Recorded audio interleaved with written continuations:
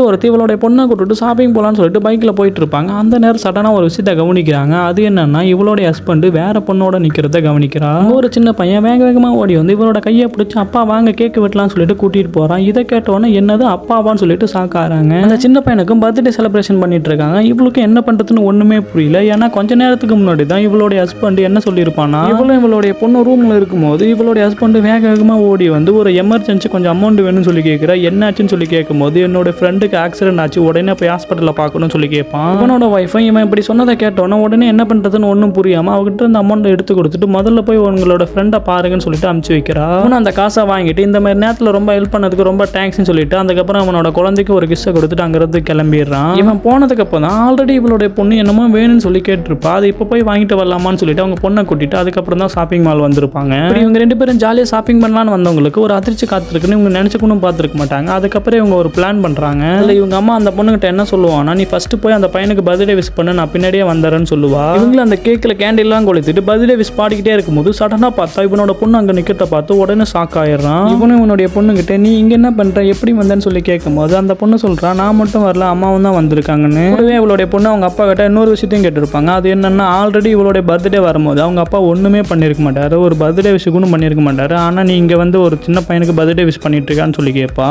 என்னோட அம்மா தான் எனக்கு சப்போர்ட் பண்ணி பர்த்டே விஷ் எல்லாம் பண்ணாங்க, நீ எதுவுமே பண்ணாமல் அங்கே கோவமா ஆகிட்டு அங்கேருந்து கிளம்பிட்டா, ஆனால் இங்கே வந்து என்னென்னமோ பண்ணிட்டு இருக்கேன்னு சொல்லி அவங்க பொண்ணு கேட்டுட்டு இருப்பா. சின்ன பொண்ணு இப்படியெல்லாம் பேசுறதா கேட்டா அந்த பையனோட அம்மா என்ன சொல்றாங்க இவங்க ஒன்றுமே புரியல, அந்த பொண்ணு ஏன் உன்னை ஃபர்ஸ்ட் அப்பான்னு சொல்லி கூப்பிடுது இப்படின்னு கேட்குறா. அப்போதான் அந்த பொண்ணோட அம்மா உங்ககிட்ட சொல்றாங்க, என் பொண்ணு அப்பான்னு கூப்பிடாம வேற யாரும் கூப்பிடுவா, அவங்க என்னோட ஹஸ்பண்டுன்னு சொல்றா. இங்க ரெண்டு பேரும் இப்படி சண்டை போட்டுட்டு இருக்கிறத பார்த்தா பர்த்டே விஷ் பண்ண வந்தவங்க என்னடா இது இவ்வளோ பெரிய பிரச்சனைன்னு சொல்லிட்டு யோசிக்கிறாங்க. அதுக்கப்புறம் இவளோட கையில் இருந்த ரிங்கை காமிச்சு கொஞ்ச நாளுக்கு முன்னாடி உங்களுக்கு கல்யாணம் ஆச்சுன்னு சொல்லிட்டு அவங்களுக்கு நடந்தது எல்லாத்தையுமே சொல்லிட்டு இருக்கா. சொல்றது எல்லாத்தையுமே கேட்டதுக்கு அப்புறம் அந்த பையனோட அம்மா என்ன சொல்றாங்கன்னா, அப்ப என்னோட கையில தான் ரிங்கு மாட்டிருக்காரு, என்ன தான் கல்யாணம் பண்ணியிருக்காரு அப்படின்னு சொல்லி கேட்கிறா. சண்டை போற சின்ன பையனோட அம்மா மேலேயும் அந்த பொண்ணோட அம்மா மேலேயும் எந்த தப்புமே இல்லை, இது எல்லா தப்பையுமே பண்ணது இவன் தான். ஆனால் இந்த விஷயம் தெரியாம அவங்க ரெண்டு பேரும் சண்டை போட்டுட்டு இருப்பாங்க. இந்த பொண்ணோட அம்மாவும் நம்ம ரெண்டு பேரும் எதுக்கு சண்டை போடணும், தப்பு பண்ணது அவன்கிட்ட தானே கேட்கணும்னு சொல்லி கேட்கிறா. அதுக்கப்புறம் அந்த பையனோட அம்மா என்ன பண்ணுவானா, அதனால எங்க ரெண்டு பேர்த்தையும் ரொம்ப நம்ப வச்சு ஏமாத்திட்டு இருக்கேன், இந்த விஷயம் எல்லாம் எப்படி உன்னால பண்ண முடியும்னு சொல்லிட்டு ரொம்ப டென்ஷன் ஆகி கத்த ஆரம்பிச்சாரா. அதுக்கப்புறம் அவன் என்ன பண்ணுவானா, கையில் வச்ச அந்த கேக் அவனோட மூஞ்சில் அடிச்சுட்டு ஃபர்ஸ்ட் இங்கிருந்து கிளம்புன்னு சொல்லிடுறா.